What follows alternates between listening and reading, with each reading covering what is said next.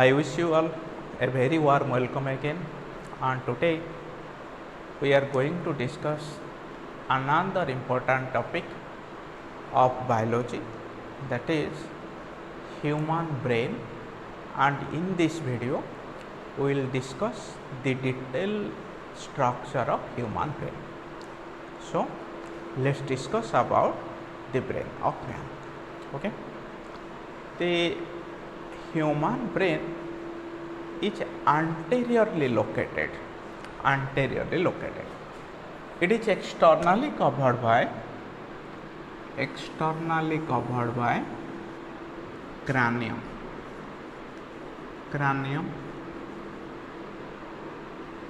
As you know, this portion is frontal, this is parietal, the posterior part is occipital bone, and the lateral side it is bounded by temporal bones. So a complete bony covering encloses the brain. Okay, below the cranium there is a soft layer. Suppose this is the brain. Between brain and cranium, the brain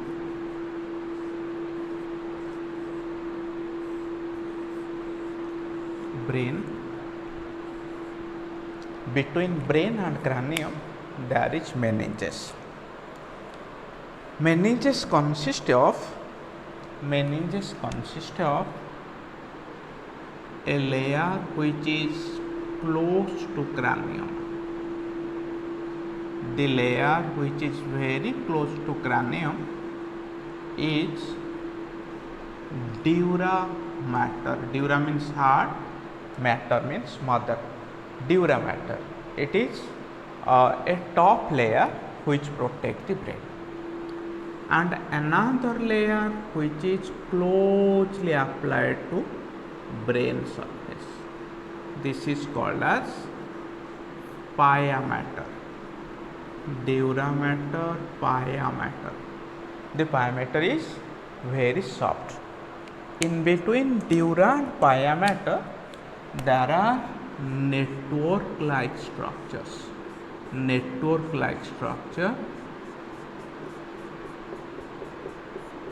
Which is called as spider web of brain, or it is arachnoid layer. These are the three different layers of meninges. If we detailedly view the structure under microscope, it shows that the outer part is, this is cranium. Below the cranium dura mater is present. Dura mater, hard layer, dura mater. Between cranium and dura mater, the space is epidural space.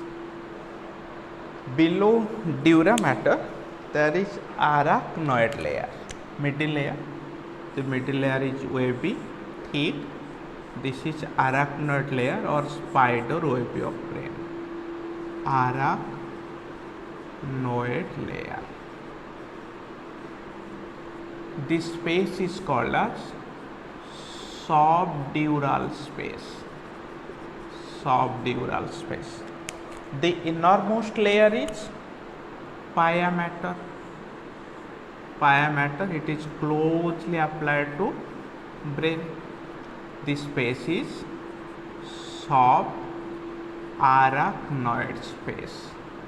Okay, these are the three different spaces. All these spaces are filled with cerebrospinal fluid. It is produced by the cerebrospinal fluid produced by this pia mater, and particularly from this choroid plexus. Okay, so all these cavities are filled with cerebrospinal fluid. Okay, so it is all about the covering of brain. Let's discuss about the structure of brain in detail. So we have to discuss it from the posterior view. को आम जो देखा brain रो parts ताहले brain आम आपको तीन टा पार्ट रे डिवाइड कले ह्यूमन ब्रेन को fore brain mid brain hind brain fore mid brain then hind brain fore brain रो पुणी केते गुडे पार्ट रहिला कौन कौन पार्ट रहिला cerebrum olfactory lobe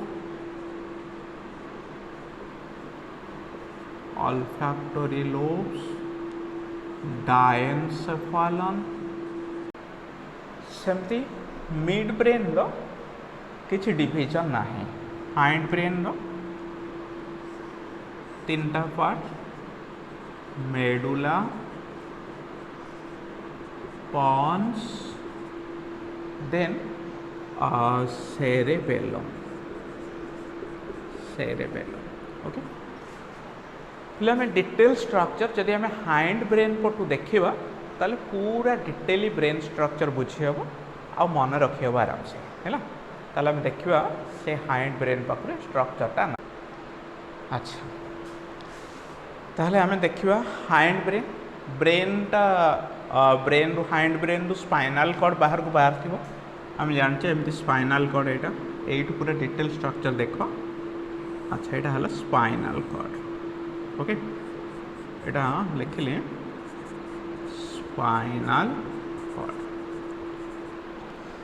spinal cord गोटे ओपनिंग देकी तल को आसता है यही जगह से ओपनिंगटा अच्छी ये सपोज से ओपनिंगटा ये ओपनिंग रो ना है फोरामेन मैग्नम स्पाइनल कॉर्डटा मैग्नम देके तल को आस अच्छा स्पाइनल कॉर्ड या ऊपर भीतर को एंट्री कर माने बोनी कैविटी भीतर को एटा को मुझे एम देख सॉरी ये पोर्शनटा एटा बोनी कैविटी भीतर को एंट्री कला अच्छा this portion is called as ये जो पोर्शनटा रहा एटा को मेडुला कहते medulla oblongata sorry medulla oblongata medulla अच्छा मेडुलार ऊपर पॉन्स भैरोली थाए पॉन्स एटा को गोटे कलर कर मेडुला मेडुला ऊपर एरियाटा एटा pons box like it asla this part is called as pons varolii okay अच्छा पॉन्स भौरोली ऊपर मिड ब्रेन थाए ता ऊपर मिड ब्रेन या ऊपर हम कर मिड ब्रेन पॉन्स भौरोली रो ऊपर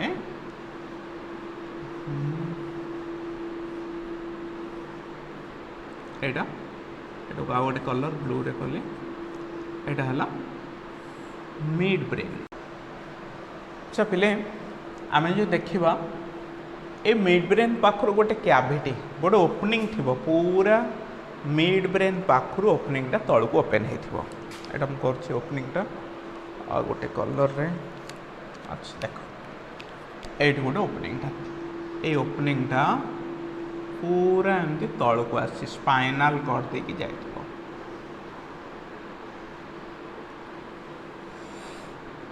चौड़ा चलो अच्छा ता भीतर जो ओपनिंगटा रहा ताले से ओपनिंगटा कौन जे एटा फोर्थ वेंट्रिकल फॉर्मेशन एटा गोटे कैनाल टे इथरे फ्लूइड थाए सेरेब्रोस्पाइनल फ्लूइड थाए अच्छा 8 पॉन्स भैरोली एंड मेडुला ए मेडुला और पॉन्स भैरोली पाखरे ए जो ओपनिंगटा रहिला से ओपनिंगटा एमती टिके चौड़ा है वाइड हो जाए वाइड है मेडुला और पॉन्स भ्यारोली पाखर ताले एटा कौन तैयारी कला ये फॉर फोर्थ वेंट्रिकल एटा कौन आसला एटा फोर्थ वेंट्रिकल आमर ब्रेन फोर्थ वेंट्रिकलटा तो एमती पूरा देखा जाऊ नथिबो या ऊपर हाइंड ब्रेन या कभर करके रखिथिबो हाइंड ब्रेन रो दीटा लोब ए हाइंड ब्रेन रो सेरेबेलम जोटा सॉरी सेरेबेलम ए सेरेबेलमटा को कभर करके रखिছে এটা তাহলে फोर्थ वेंट्रिकल तापर सेरेबेलम अच्छा ताहले एटा आसला मेडुला एटा आसला मेडुला पॉन्स भ्यारोली मिड ब्रेन ताहले एई तीनटा जाको मिसई देले मेडुला मिड ब्रेन आ पॉन्स भ्यारोली आपको आम कहवा ब्रेन स्टेम बोली कहवा क्लियर अच्छा ताहले पॉन्स भ्यारोली पॉन्स एटा तो ओपनिंगटा सॉरी ए ओपनिंगटा अच्छा এই পর্যন্ত এই ওপনিং রু फोर्थ वेंट्रिकल पर्यंत जो कनेक्शन रहिला कहीं ना ए मिड ब्रेन पाखरे आउ गोटे कैविटी प्ले थाए मिड ब्रेन पाखरे एठी आउ गोटे कैविटी थाए ए जो कैविटा हला थर्ड वेंट्रिकल एटा को थर्ड वेंट्रिकल बोले कहते अच्छा ये जो थर्ड वेंट्रिकल फोर्थ वेंट्रिकल मझे एटा कनेक्शनटा एति कनेक्शन ए कनेक्शन जो पार्टा रहिला आपको कहते डक्ट ऑफ इटर डक्ट ताहले ए पोर्शन को कहते डक्ट ऑफ इटर और it is otherwise called as cerebral aqueduct भी कहते आपको सेरेब्रल एक्यूडक्ट ऑफ सिल्भस भी लिखा है गोटे गोटे बही सेरेब्रल एक्यूडक्ट अच्छा तो ये जानी है पूरा स्पाइनल कॉर्ड ऊपर थाए मेडुला ऊपर पॉन्स भ्यारोली तापर मिड ब्रेन अच्छा पॉन्स भ्यारोली और मिड ब्रेन पोर्शनटा एमती भीतर कैविटा टिके बड़ होता फोर्थ वेंट्रिकल आउ या ऊपर थर्ड वेंट्रिकल थाए अच्छा मुझे आपको लिभाऊे यापर हम देखा अच्छा ये लेबलिंग गुड़ा लिभे अच्छा ये जो पोर्शन रहिला पिले ये पोर्शन गुड़ा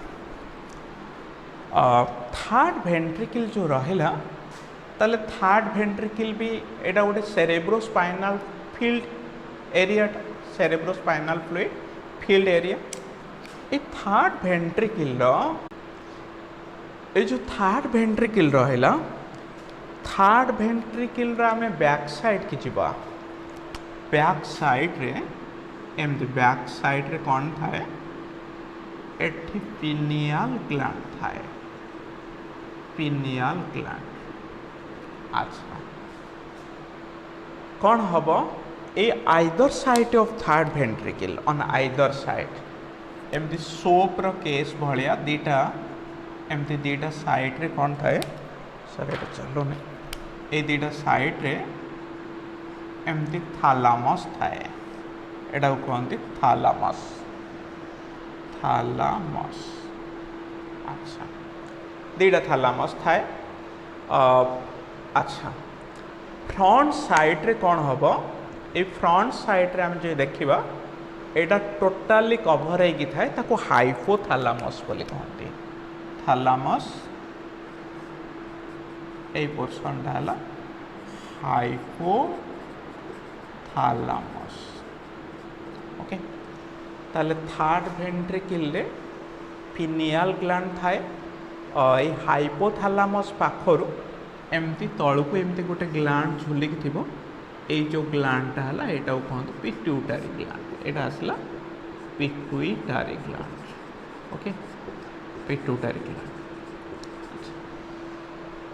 ताहले एटा सब को जगार थाए जे ए हाइपोथैलामस पाखरे पिट्यूटरी ग्लैंड थाए पिनियल ग्लैंड थैलामस हाइपोथैलामस ये तीनटा जाक को ताहले आम एठी मन रख pinion hypothalamus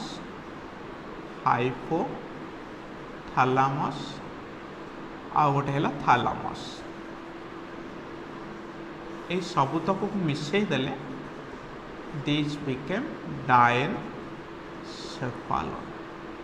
pineal is also called as epithalamus. Pineal को भी आम एपिथैलामस कहते।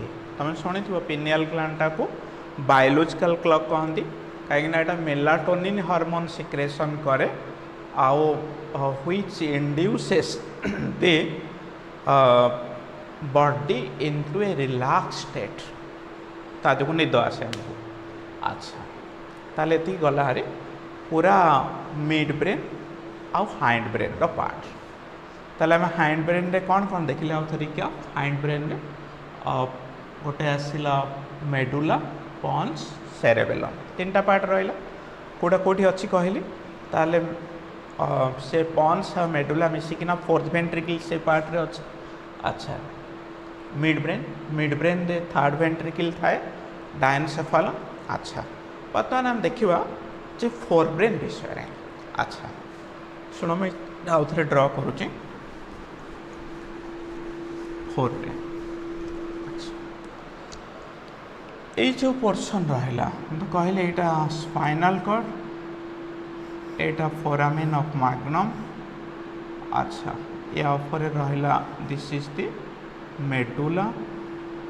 Medulla part this is pons this part is mid brain